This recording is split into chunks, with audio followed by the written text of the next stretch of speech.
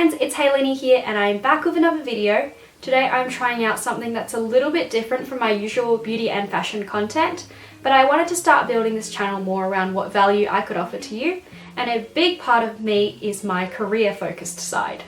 I'm really passionate about my career and I've been pretty ambitious my whole life. Recently, since I've graduated from uni, I've had more and more students reach out to me with career questions, and I realised I'd love giving them advice and seeing what I can do to help them succeed in their career goals. One of the most common questions students will ask me about is my management consulting to tech journey, and what are the differences between the two and which one they should do. Now, before we go into this video, I just want to put this disclaimer out there that this is all based on my personal experience.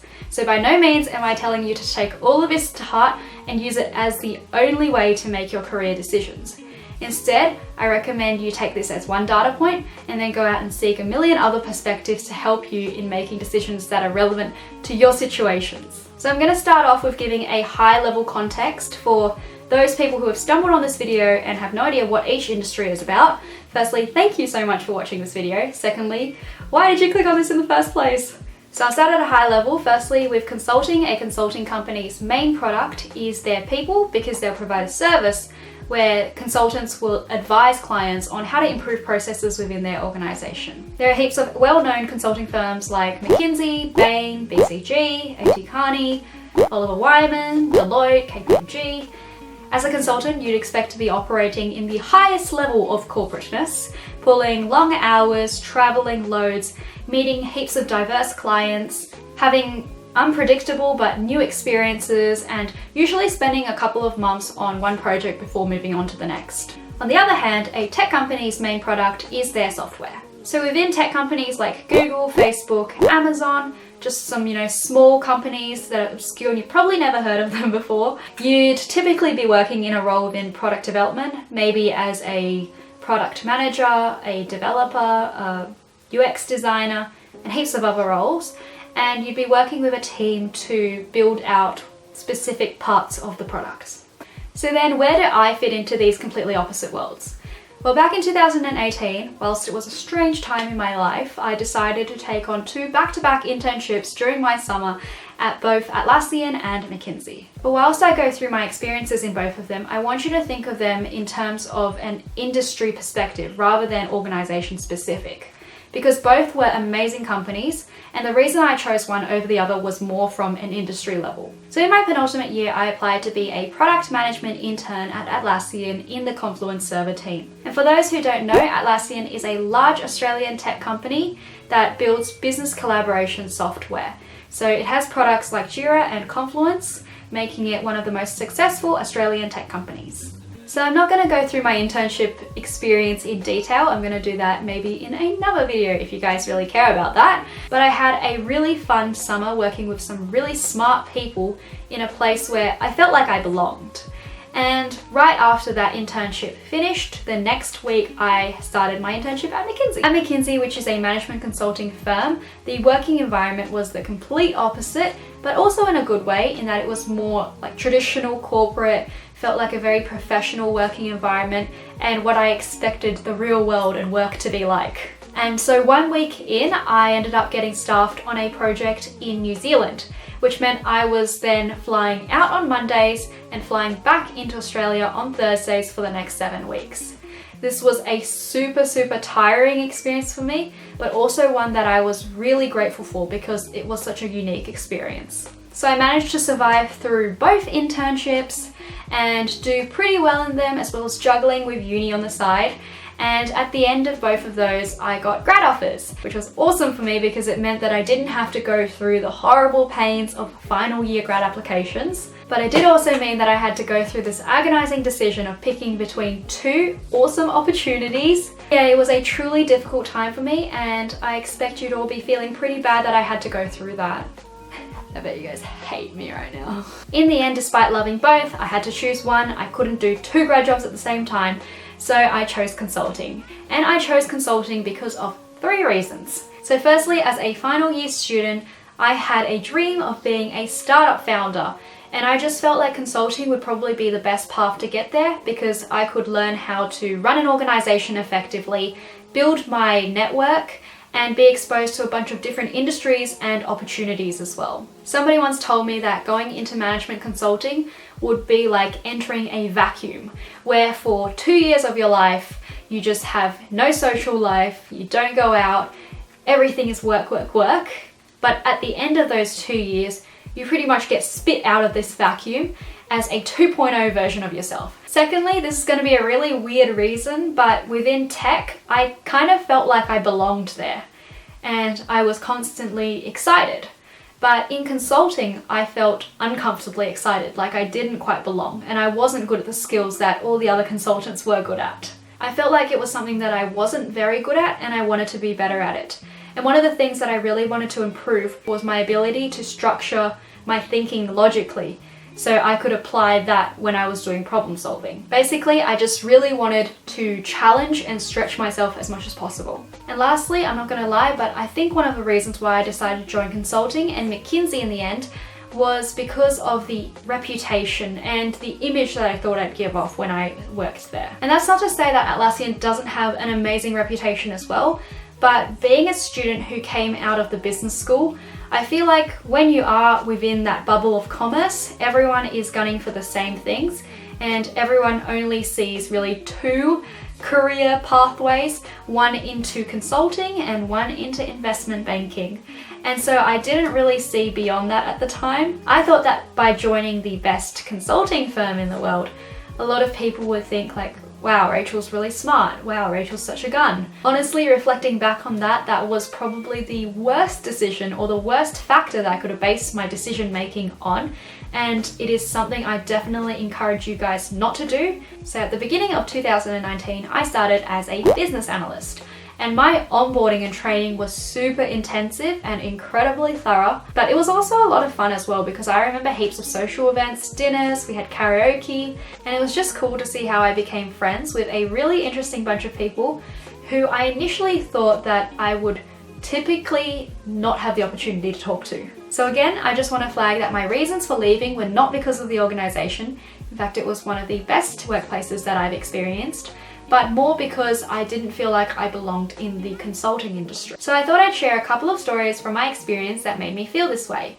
And maybe it will inform you a little bit more on what are the types of things that you are doing in consulting, and if that's something that fits to your preferences. So the first time I started thinking maybe consulting wasn't for me was actually really early on in week 2 of my onboarding. Basically, we were going through our second week of super intensive onboarding. And that week we were spending every day kind of going through exactly what are the things you would expect in the day-to-day of a consultant and doing activities to practice for those kinds of tasks. I felt like I was struggling a little bit in the tasks. It seemed to me like I had not as much interest as all the other new starters in what we were doing. I wasn't feeling very excited about the work, and I also felt like I was struggling with it quite a lot, especially amongst my table, which was a table full of previous interns or previous hires. So everyone was really switched on and I just felt like this odd person out on the table. And even though I had interned before as well, I kind of had that imposter syndrome where I just felt like everyone there had somehow learnt so much more than me in their time. So during that day, I tried to contribute my opinions, and I felt like I was constantly being knocked back a little bit. That may have been because my ideas were just not as great or they weren't on the right track. But it did get to a point where I felt like my confidence had gotten so low and I was thinking to myself, maybe they made a hiring mistake. Maybe I shouldn't be here. I don't feel like I'm as smart as all these other people. Everyone seems to know that what's going on and I just can't seem to get an answer right. So feeling that just 2 weeks into training was not a great personal start for me. And then a couple of weeks later, after training, I was staffed on my first project, which was in Sydney. So I started on my project and it was not exactly what I expected. So to give you an idea of the things that I was doing, I was mainly writing updates and emails to client stakeholders. I was building an Excel model, making a lot of PowerPoint slides, having calls with experts where I didn't entirely have context, so I went into them without a clear purpose. And so it was quite an overwhelming start and everything was super ambiguous in the beginning because we didn't know what my work stream was or what were exactly the things that I was going to be doing. Part of it was my responsibility to carve or figure that out. On day 3, since starting the project, I had a couple of work stream items and I thought I had figured them out, or I tried to figure them out in my own time. And so I felt a little bit more confident by then. And then that morning, we had the associate partner come in and I had a one-on-one chat with him. I went into that meeting feeling fairly comfortable with what I had planned out. He came in, created a little bit of chaos, and kind of everything that I thought I was going to do went out the window, and then I was back to square one and I had no idea what was going on again. So that made me feel quite nervous during the conversation. And then during that conversation as well, near the end, he offhandedly said, we should probably talk to this person. And at the time I thought, yeah, that would be a good idea if we talk to them. So I kind of took that as a side comment and went on with my day. And then at the end of the day, he came back to our room and he came to me and he said, hey, did you set up a meeting with that person that I told you to? And I was like, I didn't, because I didn't know that I had to set up a meeting with them. And then he basically roasted me for not having drive or having hustle. And he said, usually when I tell someone to do something, I kind of expect them to do it. And that just got me really flustered and shocked, because this was basically like day 3 of me being on my first job out of uni, and I had made the mistake, but I had no idea that it was something that I should have done. I've since learnt from that. But basically after that, he just picked up the phone and he called the person that he thought we should talk to, and they started having a conversation. But I was still kind of shocked from the roasting, so I sat there and next to him for about, I think it was like a half hour to 45-minute conversation, where they just had so much jargon and context that needed to be understood beforehand for you to really understand like what was going on or what was the purpose of that conversation in the first place. So I sat next to him in a bit of a fluster, and I was staring at the desk trying to soak in what was being said. But I think because my mind was in a bit of shock, it went in one ear, out the other, and I couldn't quite catch up to what was being said. And then at the end of that conversation, he hung up the phone and he looked at me and he said, what were your 3 key takeaways from that? And I was like, honestly, I have no idea. And then I got my second roasting, which was basically around similar things, around what it meant to have hustle, about having hustle meant taking notes and making sure you understood things, which is true in a way, but I just felt like all the events had compounded to a point where I was basically non-functional. And so basically he said this to me in front of our whole team in the room, and then he left. And after he left, I felt kind of awkward, and one of my teammates sitting across the table was like, you know, it's really weird that he said that you don't take notes, because I don't think I've ever seen anyone take as many notes as you do usually.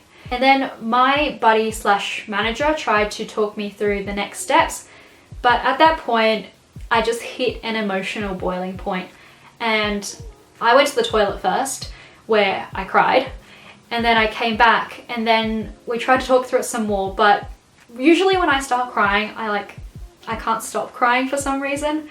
So I came back to the room and then I couldn't stop crying. And luckily the client wasn't in the room at the time as well, because that would have been really, really bad. But I made sure of that. And then at that point, I think it was when I told my team, like, honestly, I'm not sure if I made the right decision to do consulting. I don't know if I should have done tech instead. After that, I remember going to OzTag and I cried the whole night there as well. And yeah, it was not a great memory, but I do kind of feel like it needed to happen to make me realize that, hey, maybe I needed to do some more thinking in terms of what career path I chose. This really started kicking off my continuous thinking in terms of, should I have done consulting? Should I have done tech? And I talked about this quite a bit with my team and my buddy. What I was really grateful for was the fact that no one really judged me for thinking this way or having these anxieties. And instead, I was super grateful that everyone was quite open and they were trying to help me as much as they could. They didn't think like, wow, this girl on my team doesn't want to be here. What value is she going to provide us now? And start isolating me. But instead, they doubled down on supporting me as much as they could with my work, as well as in making this personal decision in my life. So I decided to start speaking to quite a few people and getting different perspectives around this. And that included my personal development manager, the partners, the people on my team.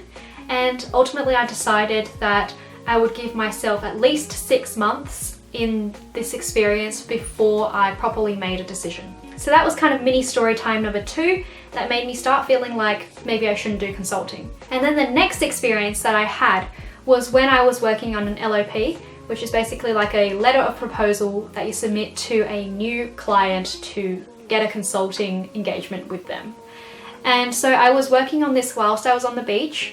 Being on the beach means that you are not staffed on a project and you're working on bits and bobs in the office between projects. So I was having a pretty good time on that, and the one thing that stood out to me as a red flag was one particular night where I was after work, as if there's an after work in the consulting world, but I was at OzTag and I got a text message from the person I was working on the LOP with saying, hey, I need you to do this now. And because I was just about to play a game, I couldn't just pull out my laptop. Well, I could have, but I didn't really want to. So I just said, hey, I'm caught up in some stuff right now. I can get to this in 40 minutes. And during that 40 minutes, I was pretty stressed the entire time about this bit of work that I had to do afterwards. After the game, I checked my phone again, and this person had messaged back in a little bit of a passive-aggressive way saying, don't worry, I've already done it. Can you do this now? And so after OzTag, my friends usually go to dinner. So I went to dinner with them because girls gotta eat.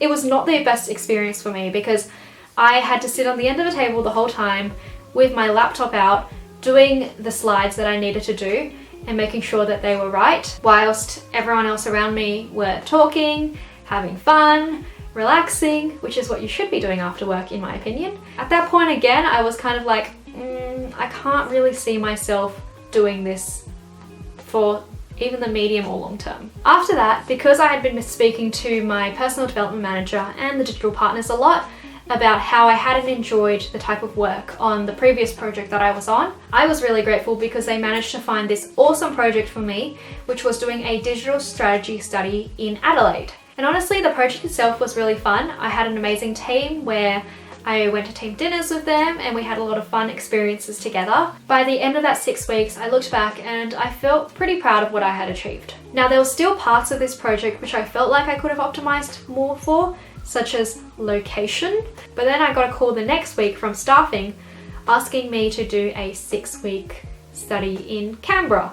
And it was at that point where I kind of thought, I had a really great experience, honestly, on the last 6 weeks, but if I think back on it and how stressful, how tiring and emotionally draining that experience was, I don't know if I could go through it again.